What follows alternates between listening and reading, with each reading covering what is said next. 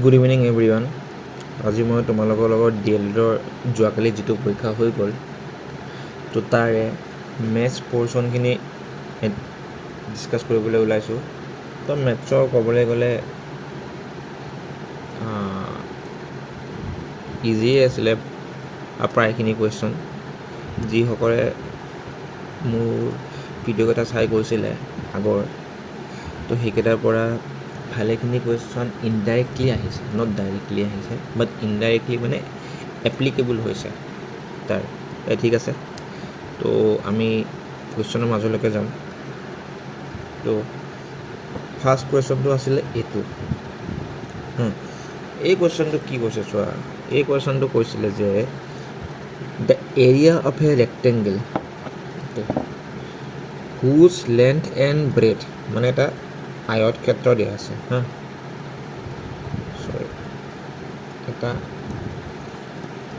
এটা আয়ত ক্ষেত্ৰ দিয়া আছে, ঠিক আছে।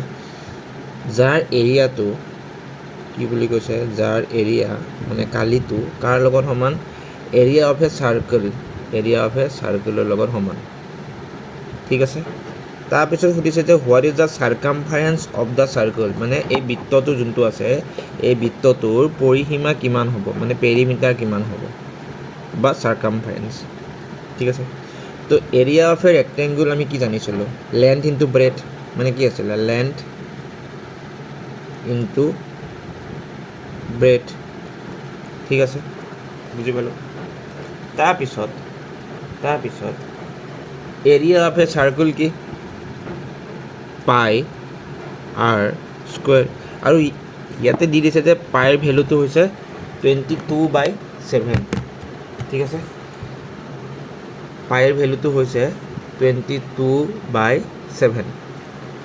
তো যদি আমি ভেলুটো বহাই দিওঁ 176 ইনটু 56 ইকুৱেল টু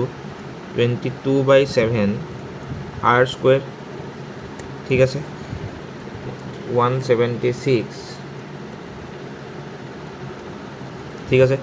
তো এইটোৰে ইয়াক কাটিব পৰা, এইটো হ'ব 8 বাৰ, ঠিক আছে, অ'কে। মানে আমি কি পালোঁ, মানে আমি পালোঁ, মই এতিয়া কৈ দিছোঁ, এইটো হ'ল 8 56, 56 মানে কি 8 ইনটু 7 আৰু এটা 7টো আহি যাব ইকুৱেল টু আৰ স্কুৱেৰ। তো আৰ মানে কিমান হ'ব 8 ইনটু 7, এইটো হৈছে আৰ, ঠিক আছে। তো আমাক লাগে কি, আমাক লাগে বৃত্তটোৰ চাৰ্কামফাৰেঞ্চ মানে পৰিসীমা। কি আছিলে ফৰ্মুলাটো, 2 পাই আৰ, 2 ইনটু 22/7 আৰ কিমান পাইছোঁ 8 ইনটু 7, তো এই 7 কাট খাই গ'ল। তো কি থাকিলে বাকী 22, 2 আৰু 8, 22 ইনটু 2 ইনটু 8, তো এইটো হ'ব এনচাৰটো আছিলে চাগে মেবি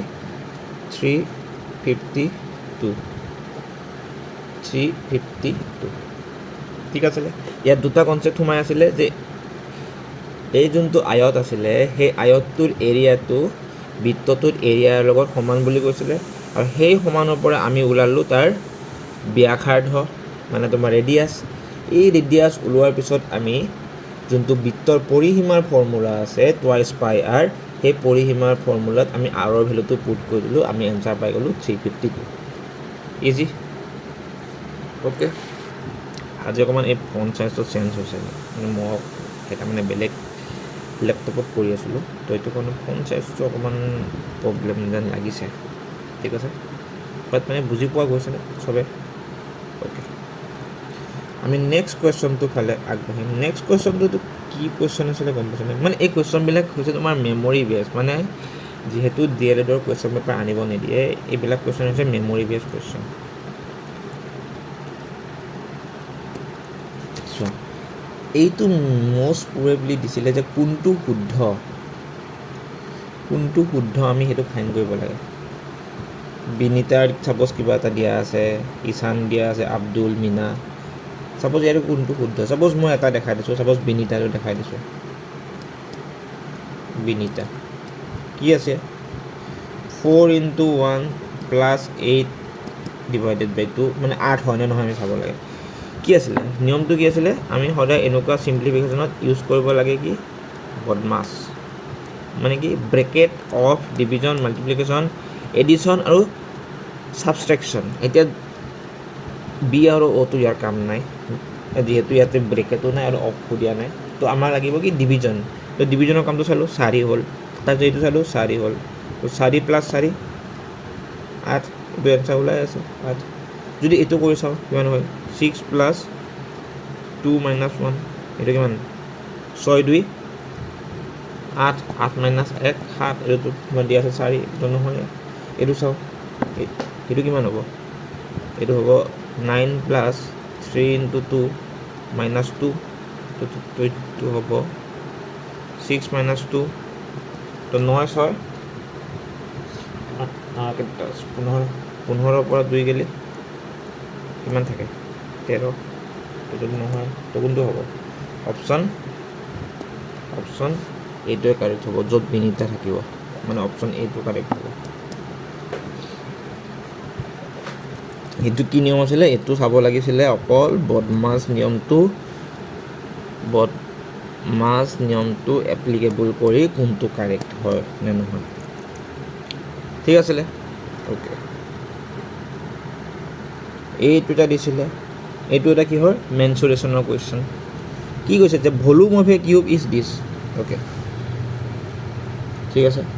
তো ভলিউম অফ এ কিউব তো কিউবৰ ভলিউমৰ ফৰ্মুলাটো কি আছিলে এ কিউব তো ভলিউমটো কিমান দিয়া আছে 125 = এ কিউব সাপোজ ঠিক আছিলে তাৰপিছত কৈছে যে এইটো কিমান হ'ব 5 পাই গ'ল তাৰপিছত কৈছে যে what is the area of one phase of the cube মানে এটা face suppose it is face এইটো ফেচ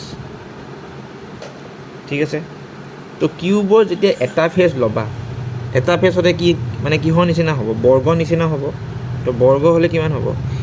a × a মানে কি হ'ব 5 × 5 = 25 ঠিক আছে এইটো হ'ব এনচাৰ 25 মিটাৰ স্কুৱেৰ বা চেণ্টিমিটাৰ স্কুৱেৰ যি থাকে ঠিক আছে বুজি পাইছে ওকে এই কুৱেশ্যনটো চোৱা এই কুৱেশ্যনটো বহুতে টান পাইছে ঠিক আছে একচুৱেলি টান পাবলগীয়া কুৱেশ্যন নহয় বাৰু এইটো ষ্টিল মানে ইয়াতে দুটা কণ্ডিশ্যন আছে সাপোজ এজন দোকানী আছিলে দোকানীয়ে মানে কি কৰিছে দুটা বস্তু বিক্ৰী কৰিছে কেইটকাত 850 টকাত ঠিক আছে এতিয়া প্ৰথম যোনটো বস্তু বিক্ৰী কৰিছে সেইটো কৰিছে 25% কিহত প্ৰফিটত ঠিক আছে আৰু সেকেন্ড যোনটো বস্তু বিক্ৰী কৰিছে সেইটো কৰিছে 10% কিহত লছত এতিয়া ইয়াক কৰা বহুত নিয়ম আছে মই তোমালোকক চিম্পল মেথড কৰিছোঁ এই যে বস্তুকেইটা যে বিক্ৰী কৰিলে দোকানীজনে এতিয়া দোকানীজনে কিমান টকাত কিনি আনিছিল আমি সেইটোতো গম নাপাওঁ মানে আমাৰ কষ্ট প্ৰাইচটো নাম উই ডোণ্ট ন' দ্য কষ্ট প্ৰাইচ সাপোজ এই 1 নম্বৰ বস্তুটোৰ কষ্ট প্ৰাইচ কিমান 2 নম্বৰ বস্তুটোৰ কষ্ট প্ৰাইচ কিমান সেইটোতো গম নাপাওঁ তো এইখিনি যি কণ্ডিশ্যন দিয়া আছে আমি ইয়াৰ পৰা কষ্ট প্ৰাইচটো ওলাই ল'ম ঠিক আছে তো ফাৰ্ষ্ট কণ্ডিশ্যনটো কি 25% লাভ 25% লাভ বুলি ক'লে 25 মানে কি 25% মানে কি 1/4 হয়নে নহয় তো 4 টকাৰ বস্তুটো 1 টকা লাভ কৰি 5 টকাত বিক্ৰী কৰিছে মানে বস্তু এটাৰ দাম যদি 4 ইউনিট হয় তাত 1 ইউনিট লাভ খাইছে আৰু 5 টকাত বিক্ৰী কৰিছে এই 5 ইউনিটৰ বস্তুটোৰ দাম দিয়া আছে আমাক কিমান 850 5 ইউনিটৰ বস্তুটোৰ দাম দিয়া আছে আমাক কিমান 850 ঠিক আছে 850 তো 1 ইউনিটৰ বস্তুটোৰ দাম কিমান হ'ব 170 850 ডিভাইডেড বাই 5 তো 4 ইউনিটৰ দামটো কিমান হ'ব 4 ইউনিটৰ বস্তুটোৰ দাম হ'ব 680 কিমান হ'ব 680 মানে ফাৰ্ষ্ট বস্তুটো কিনা দাম আছিলে কিমান 680 ঠিক আছে প্ৰথম কণ্ডিশ্যন হ'ল এইখিনি ডাক কৰি দিছোঁ ঠিক আছে অ'কে এতিয়া 2 নম্বৰ কণ্ডিশ্যনটো চাম লছ খাইছে লছ 10% লছ মানে কি 10 ইউনিট ছাপ'জ বস্তুটোৰ কিনা দাম আছিলে তাতে 1 ইউনিট লছ হ'ল বস্তুটো বিক্ৰী হ'ল কিমান 9 ইউনিটত বস্তুটো নহয় 10 নহয় চৰি 15% চৰি এক্সট্ৰিমলি চৰি এইটো মই 10 লিখিছোঁ একচুৱেলি এইটো 10 নহয় মই 10 যেন পালোঁ 15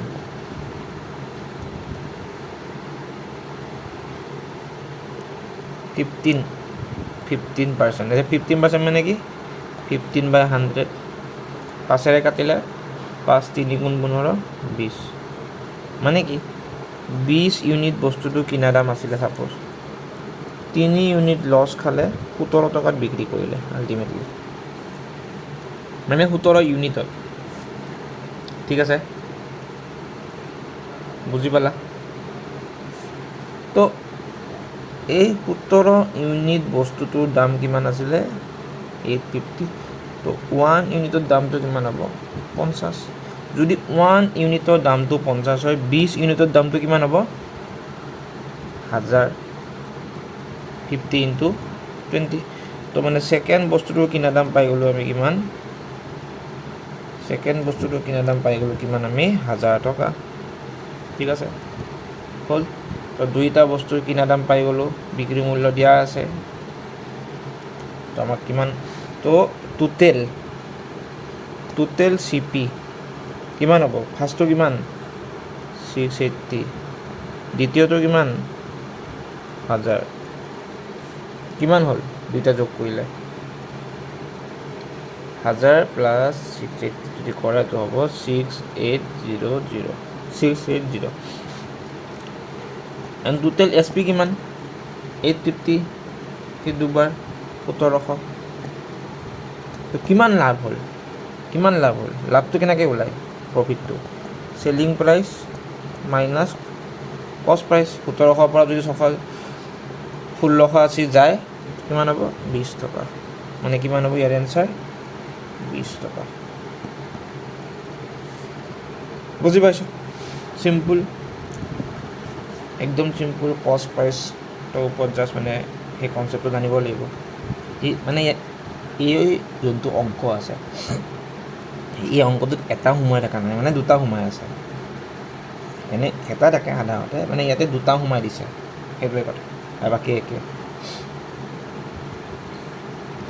ওকে এইটো তোমালোকে যদি মোৰ ভিডিঅ'কেইটা চাইছা তাতে মানে কেইটামান ক্লাছ 10ৰ ভিডিঅ' আছে মানে 10 ক্লাছ মানে 10 ষ্টেণ্ডাৰ্ডৰ ভিডিঅ' কেইটামান আছে তাতে এটা চেপ্টাৰ আছিলে বৰ্গ আৰু বৰ্গমূল যাৰ ভিডিঅ' মই বনাই থৈ দিছোঁ অলৰেডি সেই চেপ্টাৰটোত এনেকুৱা কুৱেশ্যন এটা আছে একজেক্টলি আছে কি হৈছে sir if y is the square of natural number x y is the square মানে x চোৱা y টো কি কৈছোঁ মই তোমালোকক অসমত কৈ দিছোঁ যদি y xৰ বৰ্গ হা ভালকৈ মন দি শুনিবা যদি y xৰ বৰ্গ তো x টো কি মানে কি চোৱা xক আমি যেতিয়া বৰ্গ কৰিম মানে স্কুৱেৰ কৰিম আমি পাওঁ y ঠিক আছে তো x টো কি হ'ব ৰুট অভাৰ y এইটো হ'ব আনসাৰ ঠিক আছে এইটো আনসাৰ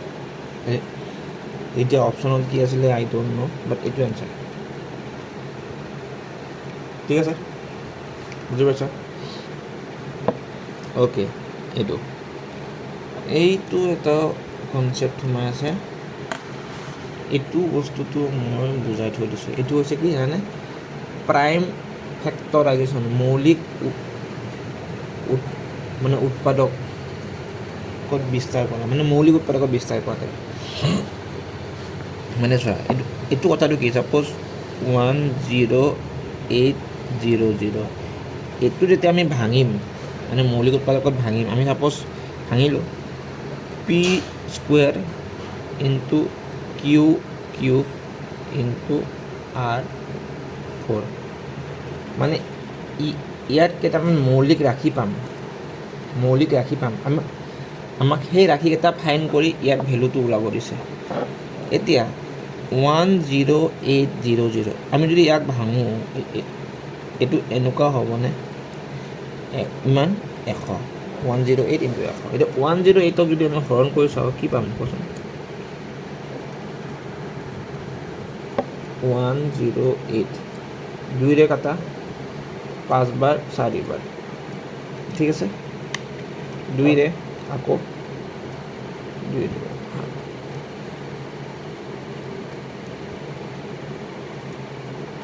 মানে এইখিনিৰ পৰা কি পালোঁ 2 দুটা আৰু 3 তিনিটা এই 100 মানে কি 25 ইনটু 4 তো সেই 25 মানে কি 5 দুটা আৰু 4 মানে 2 দুটা তো আল্টিমেটলি ফাইনেলি কি হ'ল 2 দুটা 2 4টা 3 তিনিটা আৰু 5 দুটা ঠিক আছে বুজি পালোঁ এতিয়া এইখিনি আৰু এইখিনি কম্পেয়াৰ কৰা যাৰ ওপৰত 2 আছে হা সেইটো মানে পিটো কি হ'ব 5 যাৰ ওপৰত 3 আছে মানে 3 পাৱাৰ আছে সেইটো হৈছে কিউ মানে 3 আৰু যাৰ ওপৰত 4 আছে সেইটো হৈছে R তো কি সুধিছে আহাৰ কেইটা যোগফল কিমান 10 চিম্পল এনচাৰ আছে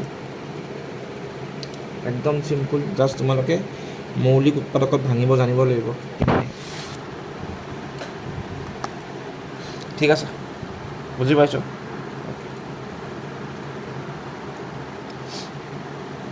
এতিয়া এই বস্তুটো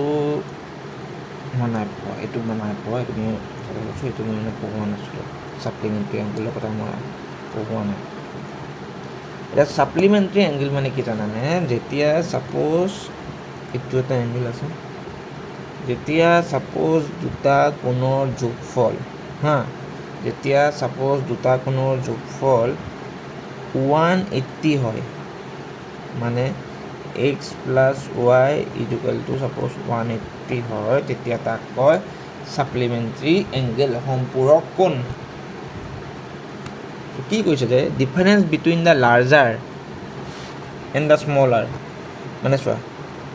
যদি স্মলাৰটো p হয় তো লাৰ্জাৰটো কি হ'ব 180 মাইনাছ p তো তেতিয়াহে সেই দুটা যোগ কৰিলে 180 পাম তো তাৰপিছত কৈছে যে তাহাঁতৰ ডিফাৰেঞ্চ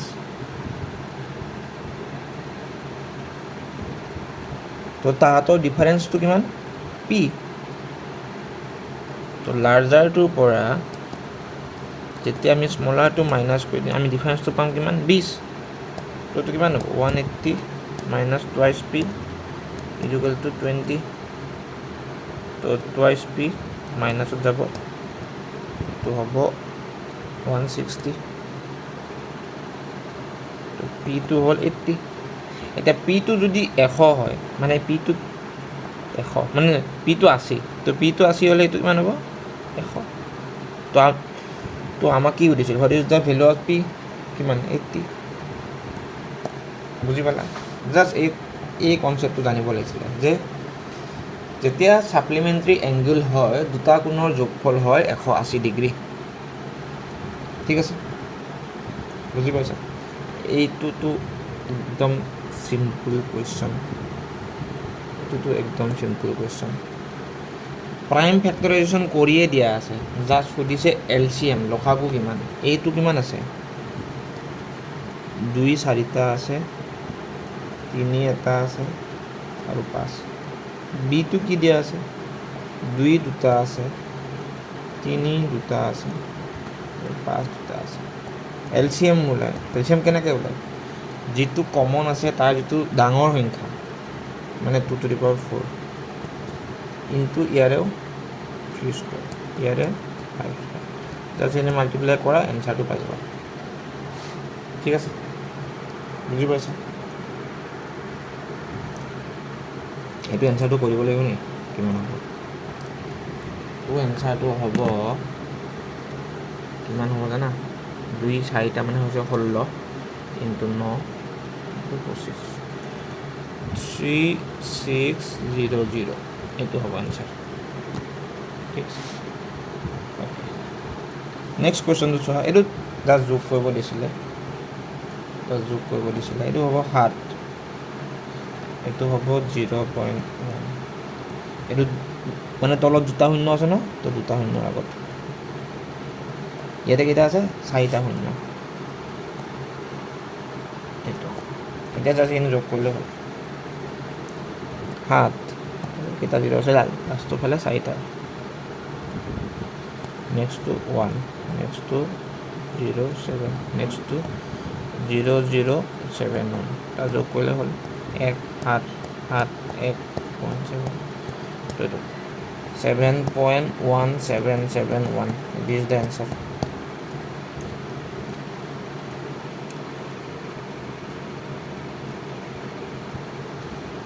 বুজি পাইছা okay this is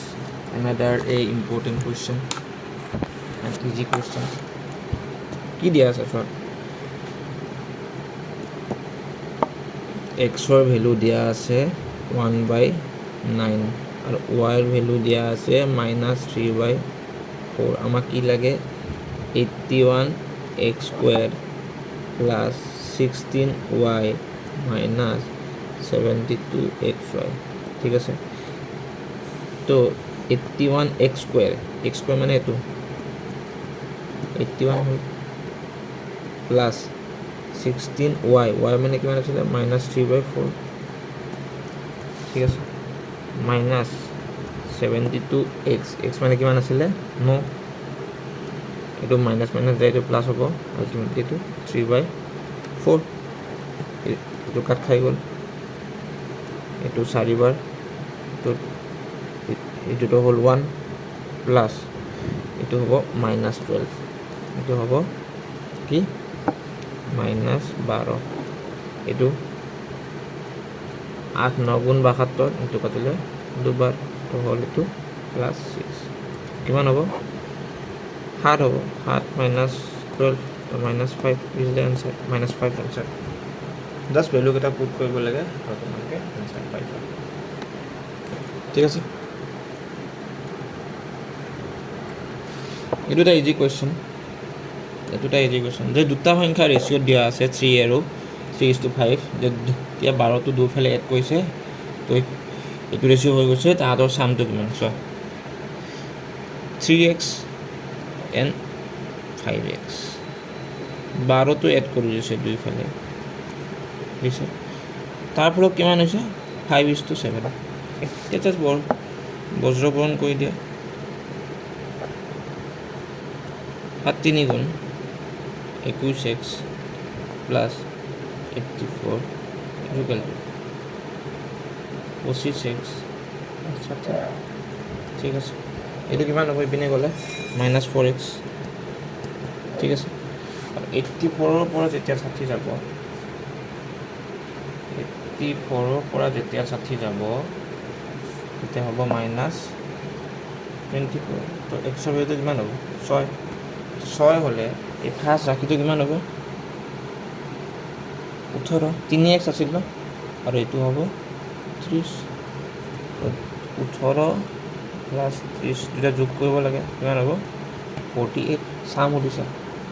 তো 48 যদি আছিল অপচনত this is the correct answer ঠিক আছে এই কোৱেশ্চনটো কি আছিল জানানে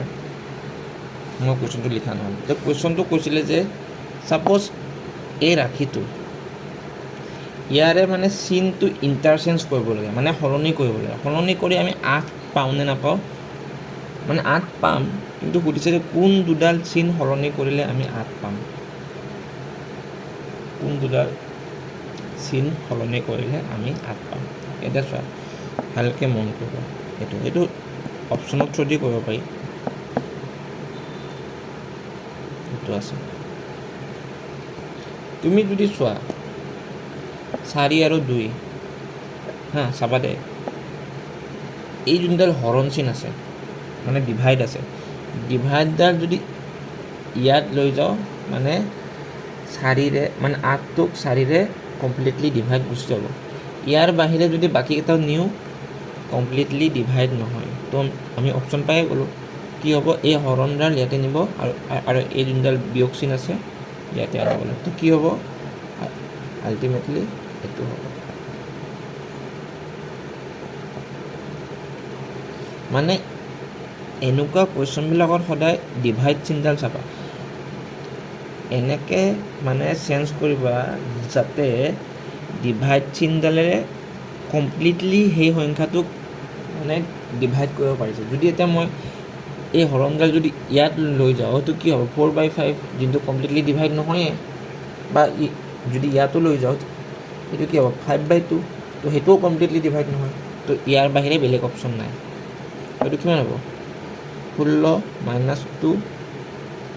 × 5 + 2 ঠিক আছে তো 16 - 10 + 2 তো কিমান হ'ব 18 - 10 = 8 ইজ দ্য কাৰেক্ট আনসাৰ বুজি পাইছা ওকে স্মলেষ্ট ফ্ৰেকশ্যনটো ওলাব দিছে চোৱা ইয়াক কৰা বহুত মেথড আছে এইটো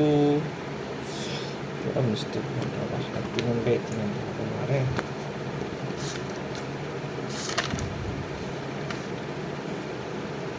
88 হ'ব 88/89 চোৱা এতিয়া কথাটো হ'ল স্মলেষ্ট বুলি কৈছে ন ইয়াৰ ডিফাৰেঞ্চটো চোৱাচোন 35/31 88/89 99/100 20/21 ইহঁতকেইটাৰ মাজৰ ডিফাৰেঞ্চটো চোৱা তো এই গোটেইকেইটাৰে 1 নহয় জানো গোটেইকেইটাৰে যদি ডিফাৰেঞ্চটো কমন ডিফাৰেঞ্চটো 1 হয় মানে ইহঁতৰো 1 1 1 তো যিটো সংখ্যা ডাঙৰ সেইটো সংখ্যা চবতছে সৰু দিছ ইজ দ্য স্মলেষ্ট এইটো মই দেখিব আৰু ইয়াক বেলেগ বেলেগ পদ্ধতিত কৰিব পাৰি বাট যদি কমন ডিফাৰেঞ্চ মানে কমন